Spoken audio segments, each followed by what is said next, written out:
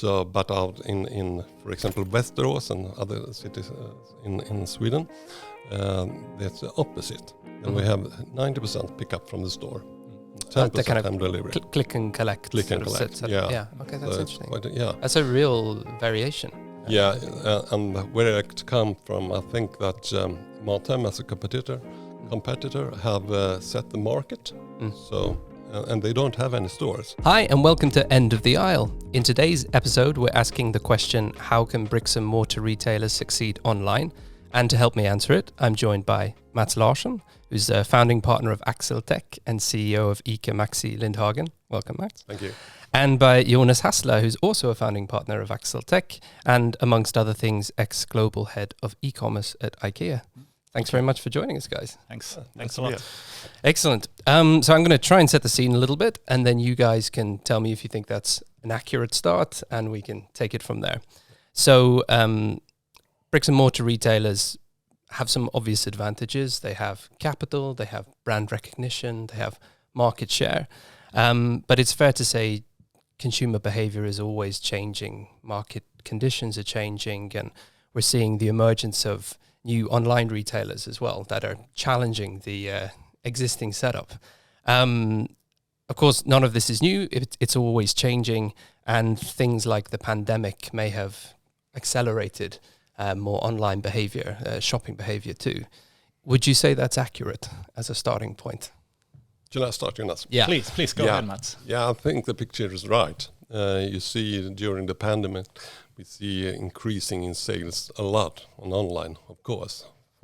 People didn't want to go to the store because of the pandemic. But so it was a challenge. It was a challenge to increase the volumes and have the staff to pick up at the same time when people were sick and so on. So it was quite a challenge. And I think in essence, I would say retail is about meeting people. So you have a brand. As a retailer, you have a brand that you want to meet or connect with people. And typically you can connect either physically or digitally. In the future, there might be more options that we're not aware of today. And during the pandemic, the option of meeting physically more or less disappeared, which forced an underlying trend towards online to become even stronger.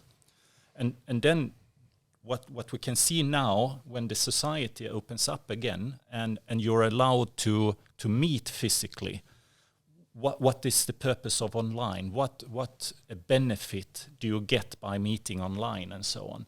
That is what I see is the interesting part now, because it's about meeting people, meeting consumers and meeting customers. Yeah, I have a comment on that, because I used to say that as a retailer, I have to meet the customer wherever they want to be. Are they online? I have to be online. Do they want to go to the store? Okay, they're welcome. Yeah. And that's quite easy. Yeah, no, but whenever, wherever they want to. So you have opening hours in a store. There you have some benefits online, and then in the store you have access to all 5 senses that we as humans are equipped with. You won't get that online. So make use of the options you have with each channel. That is the key, I would say. And I guess it varies as well for different kinds of retailers as well. If you're buying grocery as opposed to buying furniture, maybe that is it's a slightly different calculation for customers as well. Of course. And it's also depends on in which stage of life you are. If you are in a state of life and you have small kids at home, for example, you like the online shopping. But and also in the pandemic, as we said earlier, that when people couldn't meet in the store, more and more wanted to shop in the store on online. But I think now they are back again. Yeah. Not everyone. Have you noticed that? Yeah, you say in your absolutely. Story? Yeah. Absolutely. And is it kind of gone back to the pre-pandemic normal, or is it slightly different? No, it's slightly different. It's more on the online than it was earlier. Yeah. But it's you see on the higher ages, about 70 years older and so on, they went online with some difficulties. Yeah, for us to help them to manage. But they are back in the stores now. Yeah. And I think that's an interesting part, because the older generation had, now I'm generalizing, of course, sorry for that, but there was a reluctance to go online, and now they were forced to do it. Yeah. And in many, many cases, I see that they've really embraced this from a convenience, from an accessibility standpoint. And that's really cool to see. Yeah, absolutely. Yeah. So what does it take to succeed in, I mean, not moving online necessarily, but embracing some sort of online setup? If we think about it quite practically, how does ICA as a store move online or set up online channels? I know this was happening before the pandemic, but I guess there must have been a sort of a rational process by which you go about it. Where do you start? Yeah, I think all start with the customer. Yeah. And of course, as a retailer, I think, when I started at 2010, quite early, and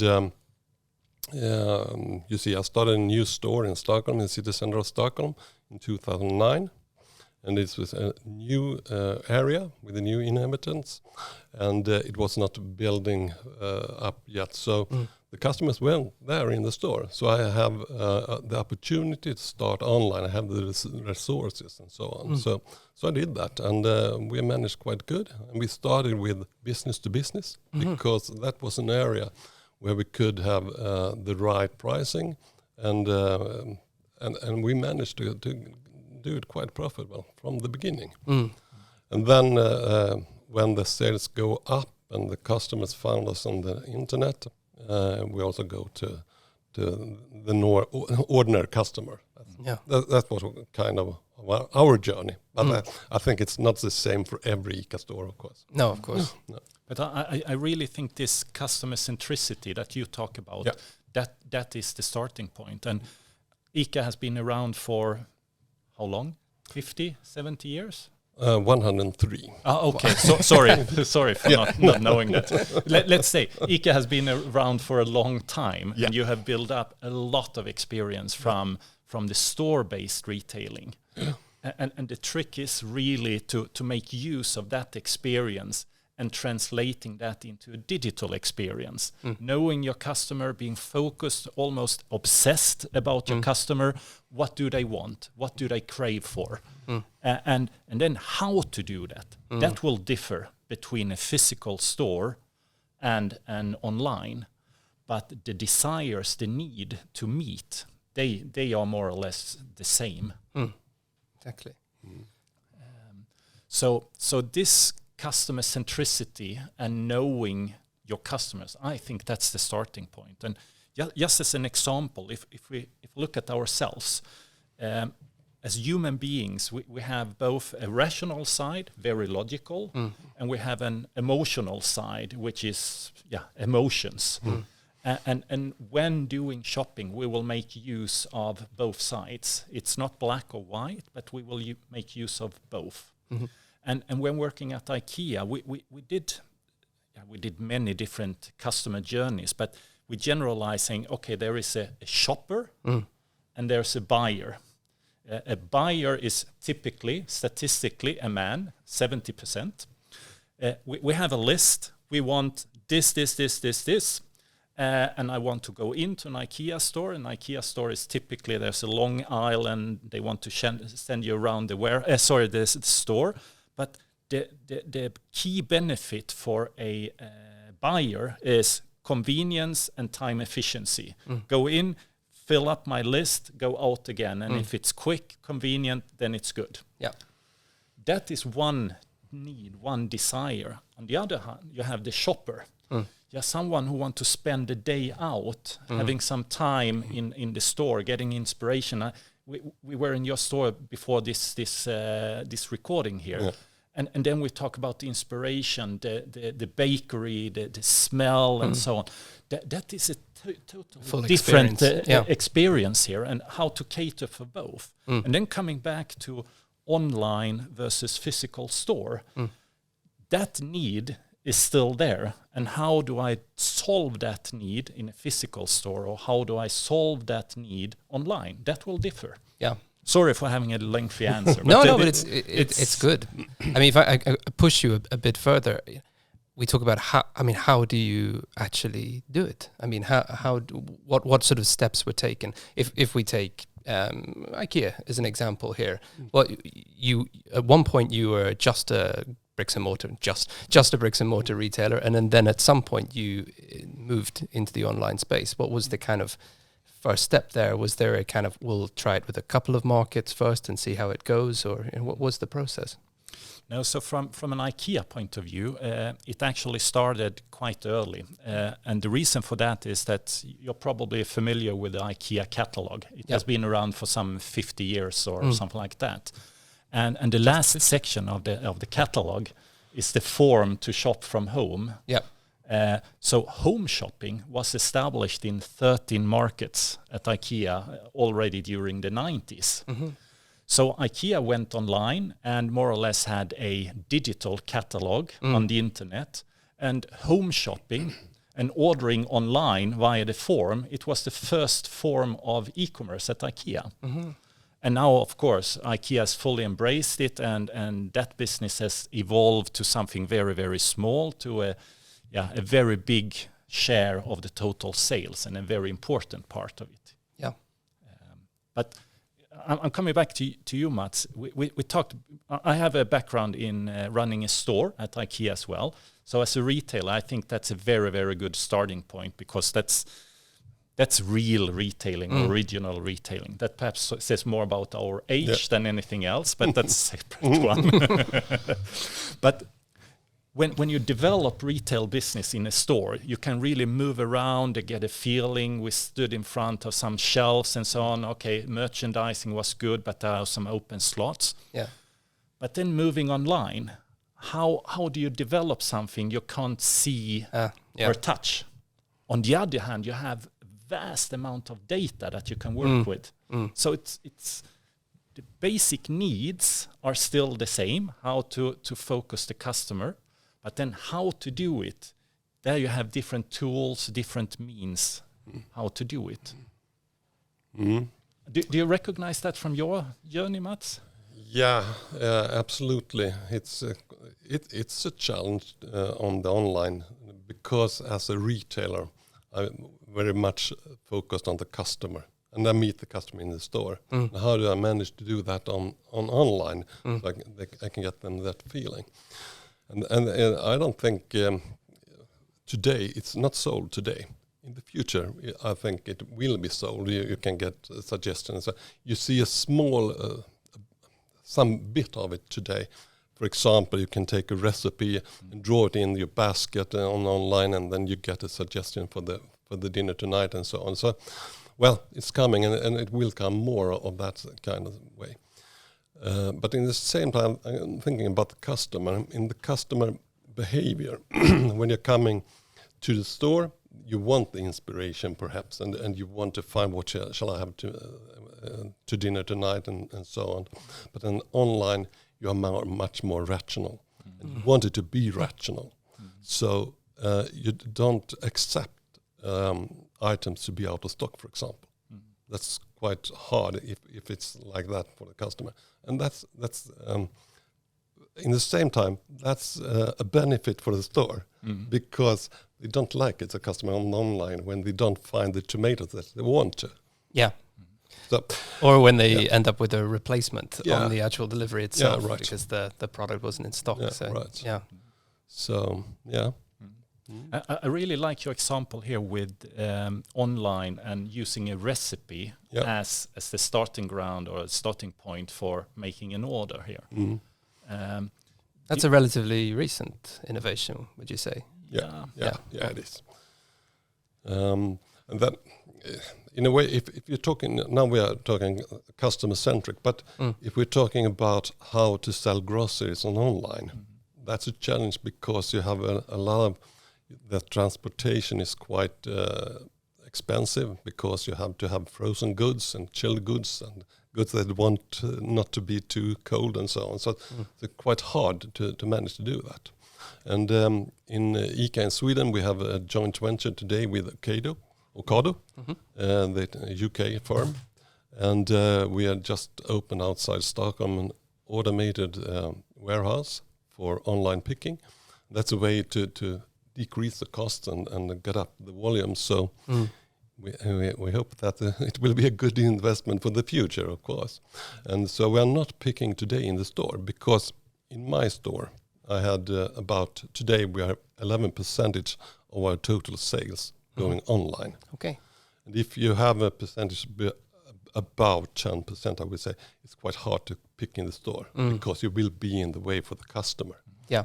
So, and is that the major cost? Would you say is that automation of the hand picking? I'm also thinking about the cost of delivering to each. Yeah. I mean, you have to either take that cost yourself or pass it on to the consumer in some way. Is that a major part of the calculation?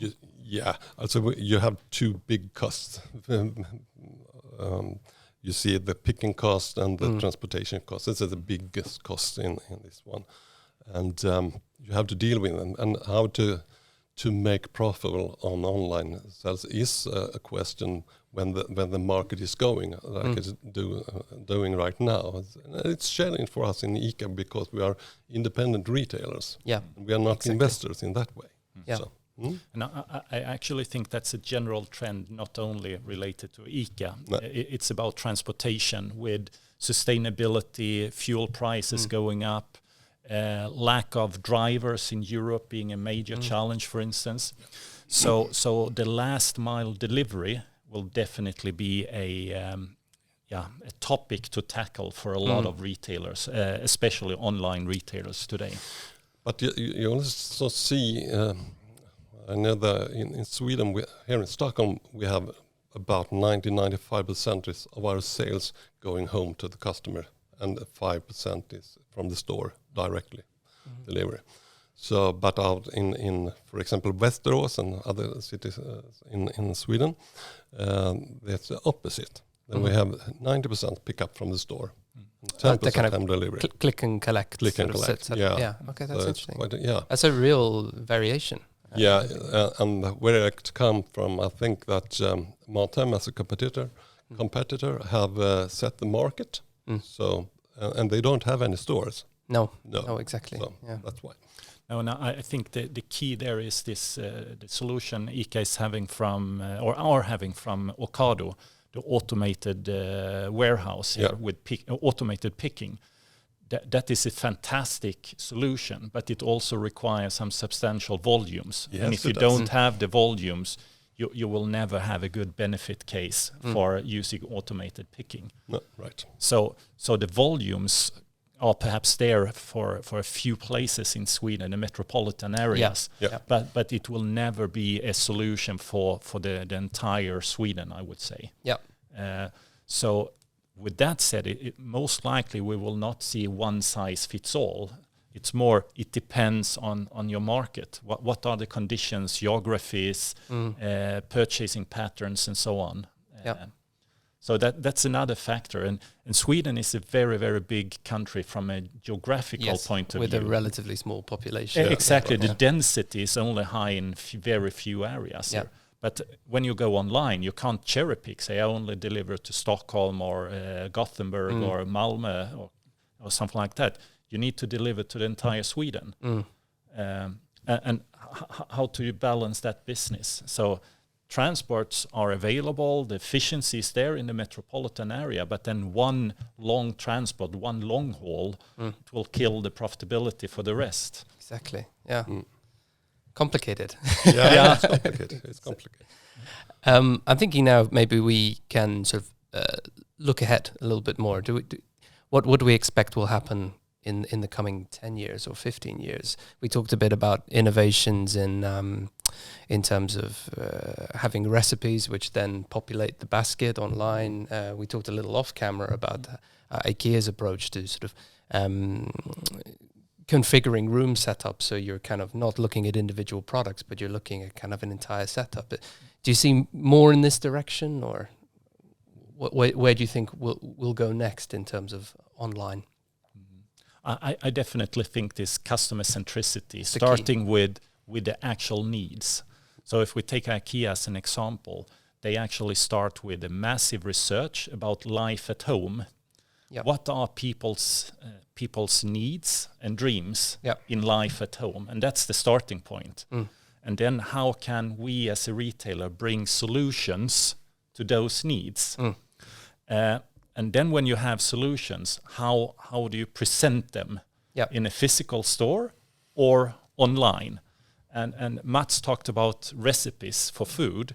What IKEA are doing, they develop solutions for a living situation. So small space living or living with children, and typically rooms like a living room. And then they present the solution for living room, not only a sofa. You want to present a carpet and a table, some rugs, some cushions and so on.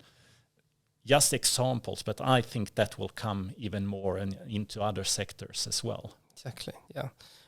Unbelievably, we're almost out of time. It goes quick. But I mean, if we're to kind of conclude with an answer to this question, I think what both of you guys are saying is this customer centricity is the starting point always. Yeah. And it might be that for some bricks and mortar retailers, moving online is less of a priority. It really depends on the business model as well. Any other kind of conclusions you want to make before we wrap up? You want to start, Matt? Yeah, I can start. It was very nice to be here. Yeah. It's a bit hard to speak English, but okay. I see that, as we said earlier, you have to be customer-centric. It's all about it. And I think it's a challenge to be customer-centric on the internet. So we'll see how the future will be like, but we have to meet the customer. Yeah, I fully agree with you, Mats. So this customer centricity, you need to get customers where they are. Yeah. If they are online, you need to meet them online. If they are in your store or physically, you need to meet them there. If they are in both channels, you need to meet them in both channels and cater for their needs. Yeah, and they will be in both. Yeah, that's for sure. Yeah. Absolutely. Okay. Well, thanks very much. And thank you for tuning in to End of the Aisle. Stay tuned for future episodes coming up soon. Thanks very much. Thanks a lot. Thank you.